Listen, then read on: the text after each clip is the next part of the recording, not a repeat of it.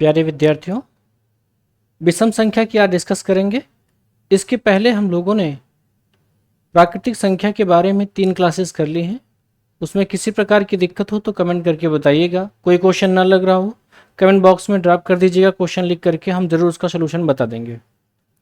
इस क्लास में हम विषम संख्या के बारे में डिस्कस करेंगे और उससे संबंधित कुछ क्वेश्चंस हैं तो उसको हम देखेंगे। यह इसकी बेसिक क्लास होगी, इसके बाद एक क्लास और होगी। तो चलिए हम बात करते हैं ऑड नंबर यानी कि विषम संख्या के बारे में। तो विषम संख्या की जब हम बात करते हैं, विषम संख्या यानी बोले तो क्या, ऑड नंबर। अब बेटा विषम संख्या इसकी शुरुआत कहाँ से होती है? 1 से होती। 1, 3, 5, 7, 9, 11 ऐसे आगे चलता जाएगा। इनके फीचर्स क्या हैं? सबसे पहले हम इसकी पहली बात समझेंगे कि इनकी शुरुआत कहाँ से होती है। शुरुआत 1 से होती है। यानी कि अगर हम बात करें तो हम ये कह सकते हैं कि सबसे छोटी विषम संख्या कौन सी होगी? तो 1 होगी। ठीक है। उसके बाद आप देखो यहाँ पर दूसरी बात, तो इनमें लगातार 2-2 का अंतर होता है। 1 से 3 के बीच में 2 का ऐसे 2-2 का अंतर हो रहा है ना। जब 2-2 का अंतर होता है इसका मतलब कि सब जगह समान अंतर होगा। तो इसे कहते हैं कि संख्याएं कैसी होंगी बेटा? संख्याएं समानांतर होंगी। संख्याएं कैसी होंगी? समानांतर होंगी। अर्थात क्या? 2-2 का अंतर होगा। 2-2 का अंतर होगा। और बेटा जब 2-2 का अंतर होगा तो माना पहली विषम संख्या अगर x है, समझना जरा बहुत ध्यान से। तो बेटा पहली विषम संख्या अगर x है तो दूसरी कौन सी होगी? 2-2 का अंतर होगा ना, तो आगे वाली लाने के लिए हम 2 जोड़ेंगे यानी x + 2 हो जाएगा। और अगर तीसरी संख्या पूछा जाए तो x प्लस क्या हो जाएगा? 4, क्योंकि 2 बढ़ेगा ना तो x + 4 हो जाएगा। चौथी संख्या विषम क्या हो जाएगी? x + 8 हो जाएगी। इसी प्रकार x + 10 हो जाएगी। तो यहाँ पर जो संख्याएं हैं, एक अक्सर विद्यार्थियों की दिक्कत होती है कि विषम संख्या बोला जा रहा है, पहली संख्या x माने दूसरे में x + 1 जोड़ देते हैं। यही गलती करते हैं, आप नहीं करोगे। तो आपको समझ में आएगा कि लगातार जो विषम संख्या होंगी उनको इस प्रकार से लिखा जाता है। जब यहाँ पर 2-2 का अंतर होता है तो अगर मान लो एक संख्या दी हो, ठीक है, एक संख्या अगर दी हो विषम में, तो अगली लाने के लिए क्या करते हो? अगली के लिए हम क्या करेंगे? 2 जोड़ेंगे। अगली के लिए हम क्या करते हैं? 2 जोड़ते हैं। अगर पिछली अगर लानी हो तो हम क्या करते हैं? 2 घटाते हैं। समझ में आ गया? इस तरह से इतनी बात अगर आप ध्यान कर रहे हो तो फिर ठीक है। अब एक बात और समझना कि प्रत्येक विषम संख्या के साथ में एक सम संख्या अवश्य होती है जब संख्याएं कॉन्जिक्यूटिव फॉर्म में या फिर लगातार फॉर्म में होती हैं। समझ रहे हैं आप? जब लगातार फॉर्म में होती हैं तब ऐसा होता है। ठीक है। दूसरा, विषम संख्याओं की एक खासियत, एक विशेषता और होती है। क्या विशेषता होती है? 2 बातें हो गई, 3 बातें हो गई। तो यहाँ पर चौथी बात क्या हो जाएगी? चौथी बात ये होगी कि ये संख्याएं 2 से नहीं कटती हैं। क्या बताइए? ये संख्याएं 2 से नहीं कटती। ठीक है, ये संख्याएं 2 से नहीं कटती। तो सर 2 से कौन सी संख्याएं कटती हैं? 2 से वो संख्याएं कटती हैं जिनके लास्ट में 0, 2, 4, 6, 8 हो। वो संख्याएं 2 से कटती हैं। उनको हम सम में पढ़ेंगे, उनका अलग रहेगा। ठीक है, 2 क्लासेस हम विषम की करेंगे, 2 क्लासेस हम सम की करेंगे, फिर आगे हम चलते चलेंगे। तो इतनी बात आपको समझ में आ गई? क्या हमने समझा कि ये संख्याएं 2 से विभाजित नहीं होती, नहीं कटती हैं। और 2 से कौन कौन संख्याएं कटती हैं? जिनके लास्ट में 0 हो, 2 हो, 4 हो, 6, 8 आदि अगर हो, यानी ये संख्याएं हो, तो संख्या चाहे जितनी बड़ी हो वो संख्या 2 से कट जाएगी निश्चित तौर पे। अगर जिनके लास्ट में नहीं होगा वो संख्याएं 2 से एकदम नहीं कटेंगी। मैं इस पूरे को मिटा दूं, यहाँ तक आपको कोई दिक्कत नहीं होगी, सारा कुछ समझ में आ गया है। अब हमें क्वेश्चन पर बात करनी है, योग पर हमें बात करनी है, तो हम इसको मिटा रहे हैं और फिर हम चलते हैं आगे। जैसे हम लोगों ने प्राकृतिक पढ़ा था वैसे हम जो है यहाँ पर विषम संख्याओं के बारे में और भी डिटेल अध्ययन करेंगे। ठीक है, तो चलिए अगली बात हम देखें। यहाँ पर जैसे मान लो लिखा हो कि लगातार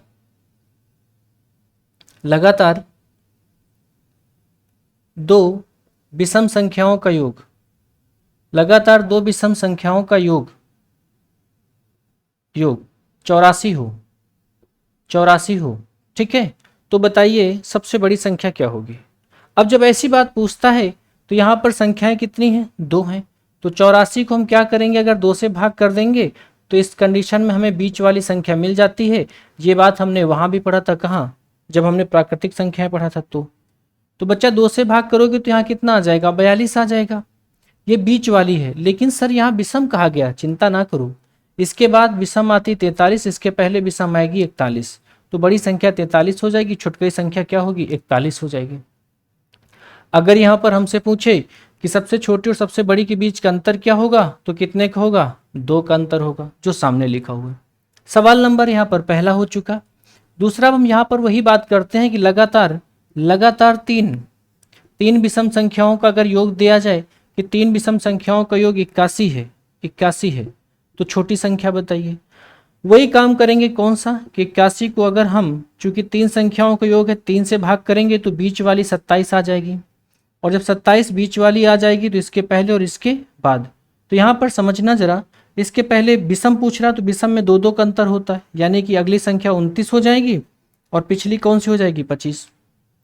बीच वाली ये आ गई। अब अगर इसमें आपसे पूछा जाए कि सबसे छोटी और सबसे बड़ी के बीच अंतर क्या होगा, तो यहाँ पर 4 का होगा। हमने जब प्राकृतिक संख्या पढ़ा था तो उसमें हमने बताया था कि जितनी संख्याएं बोली जाएं उनमें से एक कम कर देना, तो सबसे बड़ी और सबसे छोटी के बीच का अंतर आपको मालूम पड़ जाएगा। और यहाँ पर जब विषम संख्या की हम बात करेंगे तो जितनी संख्या बोली जाए उसके दोगुनों में से 2 कम कर देना। जैसे 3 संख्या है तो 3 को दोगुना 6 और 6 में 2 कम कर देना 4, तो सबसे बड़ी और सबसे छोटी के बीच का अंतर आ जाएगा। अभी यूपीपी के पेपर में क्वेश्चन पूछा गया था कि 3 लगातार संख्याओं के योग 78 है, तो पूछा गया था बताइए, नहीं वहाँ सम था, यहाँ विषम है, वहाँ सम क्वेश्चन पूछा गया था, उसको हम आगे बात करेंगे, ठीक है। तो यहाँ पर बात हो चुकी। अब यहाँ पर सबसे बड़ी संख्या 29 है, सबसे छोटी 25 है। अगर दूसरी बड़ी पूछी जाए तो ये आपका 27 हो जाएगी। इतनी बात आपको समझ में आ गया होगा। चलिए अब हम आगे बात करें, 3 संख्याएं तक हो गई हैं। जब हम बात करें यहाँ पर 4 संख्याओं की, कि लगातार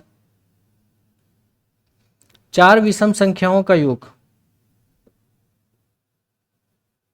4 विषम संख्याओं का योग अगर आपको दिया हो कि यहाँ पर कितना बताइए, 84 है, तो सबसे बड़ी संख्या क्या होगी। अब वही बात है कि अगर हम 84 को किससे भाग कर लें बच्चा, 84 को अगर हम यहाँ पर 4 संख्या है 4 से भाग कर लें, तो जब 4 से भाग करोगे यहाँ पर 4 नहीं करो, 4 से नहीं, 84 नहीं करो, यहाँ पर आप लिखो 128। तो अगर हम इसको 128 को 4 से भाग करेंगे तो बीच वाली आ जाएगी, यानी 4 3 12, 4 का दोगुना 8। संख्याएं 4 है इसलिए एक ये और एक ये तो बीच वाली हो जाएगी, जो कि सम संख्या निकल के आई है। अब यहाँ पर हमें बाद वाली पता करना होगा, तो इसके बाद आएगा 33 और 33 के बाद अगली संख्या आएगी 35। इसके पहले आएगा बेटा 31 और इसके पहले आएगा कितना, 29। यानी यहाँ पर लगातार 4 विषम संख्याओं का योग दिया गया है, 128 है, तो बीच वाली संख्या 32 आ गई। हमें विषम पूछ रहा था, तो ये हमारे पास विषम संख्याएं आ चुकी हैं।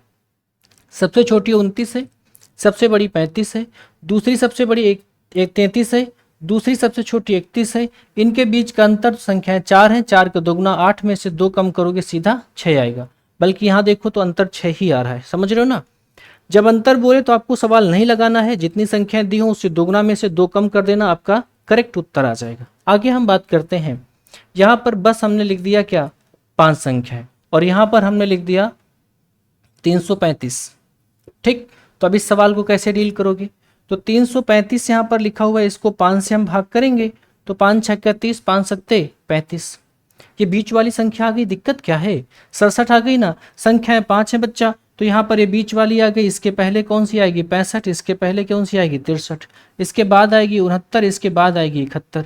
तो यहाँ पर सबसे बड़ी संख्या अगर पूछे तो 71 हो जाएगी, सबसे छोटी पूछे तो 63 हो जाएगी। अगर मान लो दूसरी सबसे बड़ी पूछ रहा है तो 69 हो जाएगी, और अगर दूसरी सबसे छोटी पूछेगा तो यहाँ पर कौन सी हो जाएगी, 65 हो जाएगी। इनके बीच का अगर अंतर आपसे बोले तो हमने कहा संख्या 5 है, 5 के दोगुना करो, उनमें से 2 घटा दो, तो 5 के दोगुना 10, 10 में से 2 घटाएंगे 8 आएगा। बल्कि यहाँ पर आप देखोगे तो अंतर कितने का आ रहा है, 8 का ही आ रहा है। ये बात आपको समझ में आ गई, बहुत बढ़िया। अब अगर हम संख्याएं 6 लिख दें, समझना जरा, अगर हमने संख्याएं 6 लिख दिया और यहाँ पर लिख दिया कि 528 होगा, इनका योग 528 है, तो सिंपल सी बात है कि 528 को हम क्या करेंगे, 6 से भाग करेंगे। जब 6 से भाग करोगे बीच वाली मिल जाएगी, तो यहाँ पर 6 अट्ठे कितना हुआ 48, 4 बचा, फिर 6 अट्ठे 48, संख्याएं 6 हैं यानी 1 2 3, ये तो बीच वाली होगी 1 2 3। एक बात ध्यान रखना, जब संख्याएं 4 बोलेगा, विषम बोलेगा, तो वहां पर जो बीच वाली आएगी वो सम आएगी, ये बात ध्यान रखेंगे। जैसे यहाँ पर 6 बोला है इसलिए बीच वाली सम आएगी। इसके बाद आएगा 89, फिर 91, फिर 93। इसके पहले कितना आएगा, तो 89 के पहले 87 और उसके पहले 85 और फिर क्या आएगा 83। अब सबसे छोटी संख्या 83 है, सबसे बड़ी संख्या क्या है यहाँ पर 93 है, ठीक है। दूसरी 91, दूसरी सबसे छोटी 85 हो जाएगी।